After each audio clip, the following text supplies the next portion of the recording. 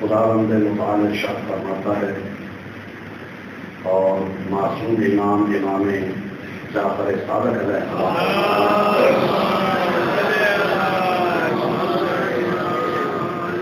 کہ اپنے مال میں اور رزق میں اضافہ کرو صدقات کے ذریعے، بلکہ ایک شخص امام موسیٰ کاظم علیہ السلام کی بارگاہ میں اور اس نے عرض کی کہ مولا ہم ایک خاندان میں ایک گھر میں 20 کے قریب افراد ہیں، لیکن سوائے مجھ ایک کے باقی سارے کے سارے بیمار ہیں، تو اس کے بارے میں کچھ تلقین فرماؤ۔ امام علیہ السلام نے ارشاد فرمایا کہ صدقہ کے ذریعے سے ان کا علاج کرو، اور صدقہ، خیرات، انفاق فی سبیل اللہ، یہ سارے تقریباً مترادف الفاظ ہیں، اور ائمہ علیہ السلام ارشاد فرماتے ہیں کہ تم لوگ صدقات کے ذریعے سے اپنے مال میں بھی اضافہ کر سکتے ہو،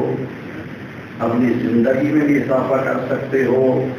اور اللہ سے اپنے گناہوں کی مغفرت و بخشش بھی اس طریقے سے طلب کر سکتے ہو۔ لیکن اس کے ساتھ ساتھ قرآن مجید میں خالق کائنات ارشاد فرماتا ہے کہ بسم اللہ الرحمن الرحیم لن تنالوا البر حتى تنفقوا مما تحبون،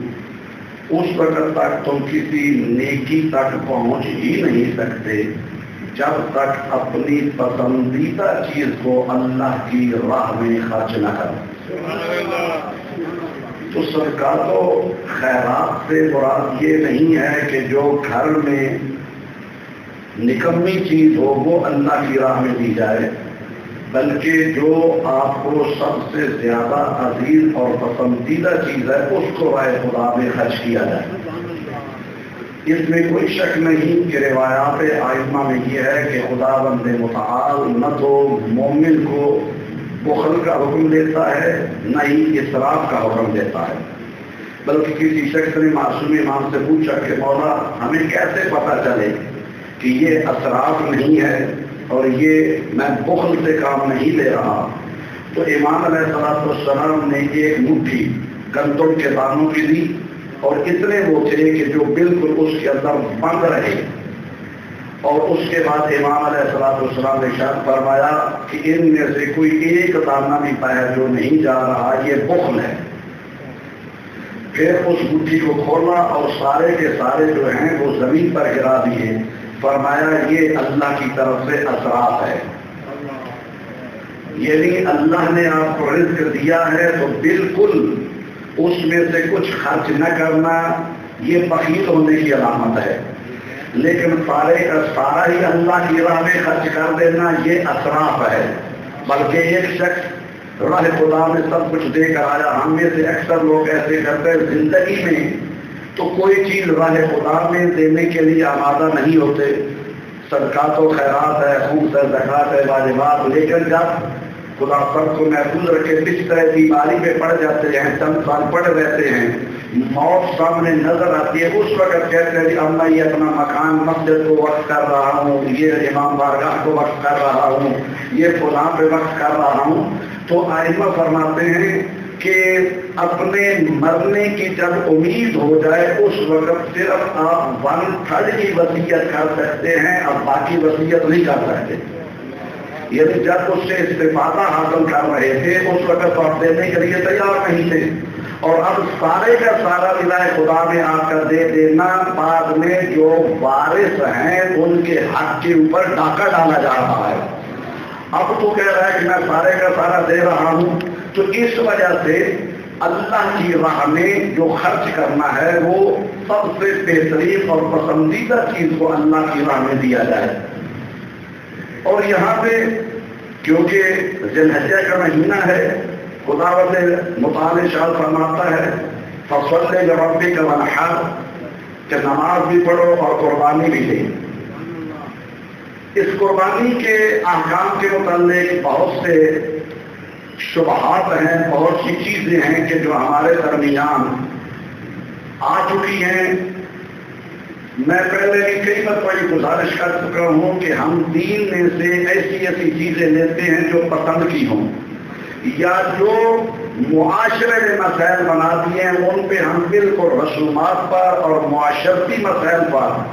پختہ یقین کر لیا ہے، لیکن جو حکم خدا اور رسول ہے اس پہ ہم توجہ نہیں دیتے۔ یعنی قربانی کی دو قسمیں ہیں، ایک ہے واجب قربانی، ایک ہے مستحب قربانی۔ واجب قربانی کیا ہے کہ جو بندہ ذی الحجہ کے مہینہ میں اپنا حج ادا کرنے کے لیے 9 ذی الحجہ کو منا میں پہنچتا ہے اور 10 ذی الحجہ کو وہاں پہ جو قربانی اس نے دینی ہے وہ قربانی واجب قربانی ہے۔ اور ہمیں یہاں پر جتنے یہ احکامات کتب سے ملتے ہیں توسیع مسائل میں یا عام کتابوں میں اور جو بتائے جاتے ہیں، یہ سارے وہ احکام ہیں جو واجب قربانی کے بتائے جاتے ہیں، اور ہم ان ہی چیزوں کے اوپر اتنا پکا ہو گئے ہیں کہ جو ہم اپنے ملک میں قربانی دے رہے ہیں یہ قربانی واجب قربانی نہیں ہے، یہ مستحب قربانی ہے۔ جو وہاں پر قربانی حج پہ دی جا رہی ہے وہ واجب ہے، جو یہاں پر ادا کی جا رہی ہے یہ قربانی جو ہے یہ یعنی مستحب قربانی ہے۔ اور یہاں پہ پہلی جو اشتباہ اور غلطفہمی پیدا ہوتی ہے وہ ہے جانور ہونا کیسے چاہیے، اس میں کسی قسم کا نقص عیب نہیں ہونا چاہیے، کان کٹا نہ ہو، لنگڑا نہ ہو، دبلا پتلا نہ ہو، وہ جناب علی اس کے علاوہ اتنا لاغر و بیمار نہ ہو۔ تو یہ ساری جو شرائط ہیں یہ واجب قربانی کے لیے ہیں، واجب جو قربانی ہے۔ اسی طرح اس کا جو ہے نر کے لیے جو ہے کہ وہ حجی نہ ہو فقہ جعفریہ میں، تو یہاں مستحب قربانی جب آپ کر رہے ہیں اس اگر مستحب قربانی میں ان عیوب میں سے کوئی ایک عیب پایا بھی جائے تو تب بھی قربانی ہو سکتی ہے،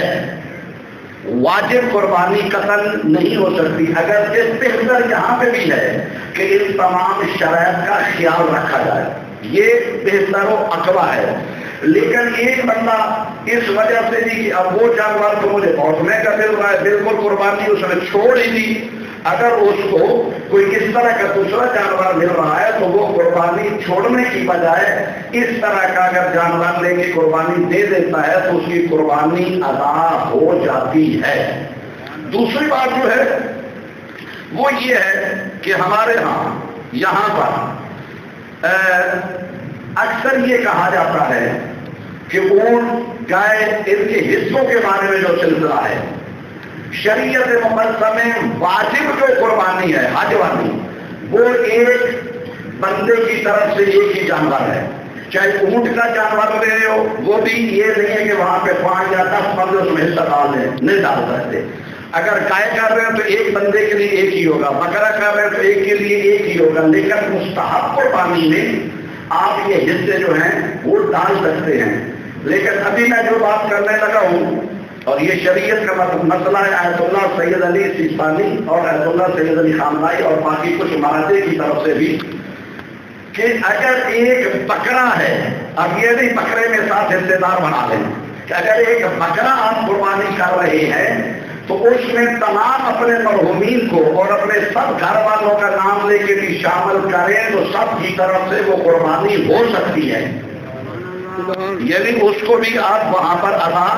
کر سکتے اور آپ کی وہ قربانی جو ہے وہ بالکل صحیح قربانی تمام مرحومین کی طرف سے وہ ادا ہو جائے گی۔ اور ضروری نہیں ہے، اور یہاں پر بھی کوئی ایک بندہ ایک ہی جانور کرنا چاہے تو وہ بھی کر سکتا ہے، ضروری نہیں ہے کہ اس میں 7 یا 10 بندے ہی ڈالے جائیں۔ اس کے علاوہ جیسے اجتماعی قربانیاں ہوتی ہیں، گھر میں اگر آپ قربانی کر رہے ہیں تو ضروری نہیں 7 بندے ہوں، 5 بندے ہو جائیں، 3 بندے ہو جائیں، یا یوں بھی ہے کہ اگر مثال کے طور پر برابر حصہ آ رہا ہے 20-20 ہزار، 25-25 ہزار، تو ضروری نہیں ہے کہ سارے 25 ہزار ڈالیں۔ ایک بندہ کہتا ہے میں 10 ہزار ڈال سکتا ہوں، ایک اگر 40 ہزار دیتا ہوں تو 10 ہزار والا کی جو حصہ ڈال رہا ہے قربانی اس کی بھی ادا ہو جائے۔ یعنی بہت سے ایسے مسائل ہیں کہ جن کی طرف ہم متوجہ نہیں ہوتے۔ اور یہاں پر ایک اور بات، جانور کی عمر کے متعلق ہم میں اکثر یہ مشورہ دی کہ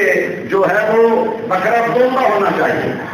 یہ دوندے والی دو دانتوں والی بات نہیں ہے، بات ہے اس کی عمر کی. اگر اونٹ ہے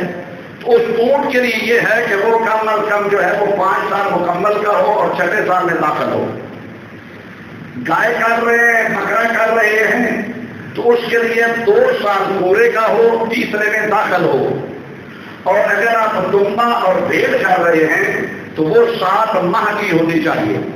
وہ قربانی ہو سکتا ہے، لیکن یہ ہے کہ جو اس کا منہ کھول کر دیکھا جاتا ہے یہ دوندا ہے یا نہیں ہے، یہ شرعی طور پہ نہیں. اگر 2 سال اس کے پورے ہو چکے ہیں، تیسرے میں داخل ہو گیا ہے تو وہ آپ وہاں پر قربانی اس کو کر سکتے ہیں. اور اس کے علاوہ آگے والی جو بات ہے وہ یہ ہے کہ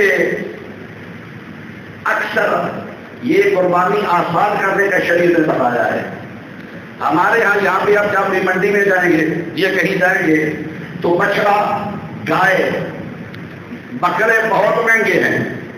توجہ فرما رہے ہیں. تو جسے آپ بھینس کہتے ہیں اور کٹا کہتے ہیں وہ بھی قربانی لگ سکتا ہے. اس کی بھی جو حلال جانور ہے اس کی قربانی ہو سکتی ہے. مثال کے طور پر وہ آپ کو 2 لاکھ کا مل رہا ہے، یہ آپ کو 1 لاکھ کا مل رہا ہے، تو شرعی طور پر قربانی میں اس کا کوئی حرج نہیں، اس کی بھی قربانی ادا کی جا سکتی ہے. اور اس کے علاوہ جو ایک اور بات ہے